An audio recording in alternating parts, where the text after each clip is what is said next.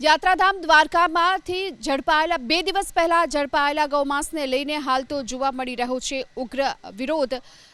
રૂપેણ બંદરમાં 2 દિવસ પહેલા અગાઉ ઝડપાયો હતો ગૌમાંસનો જથ્થો। 50 કિલો ગૌમાંસ સાથે ઝડપાયેલા આરોપીઓને કડક સજાની માંગ સાથે વિવિધ સંગઠનોએ આજે રેલી યોજી આરોપીઓને કડક સજા કરવા માટેની માંગ કરી છે।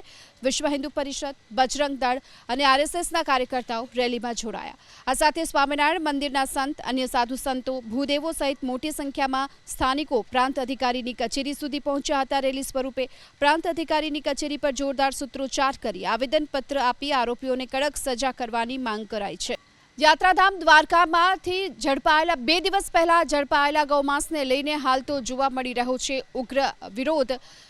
રૂપેણ બંદરમાં 2 દિવસ પહેલા અગાઉ ઝડપાયો હતો ગૌમાંસનો જથ્થો। 50 કિલો ગૌમાંસ સાથે ઝડપાયેલા આરોપીઓને કડક સજાની માંગ સાથે વિવિધ સંગઠનોએ આજે રેલી યોજી આરોપીઓને કડક સજા કરવા માટેની માંગ કરી છે। વિશ્વ હિન્દુ પરિષદ, બજરંગ દળ અને આરએસએસના કાર્યકર્તાઓ રેલીમાં જોડાયા।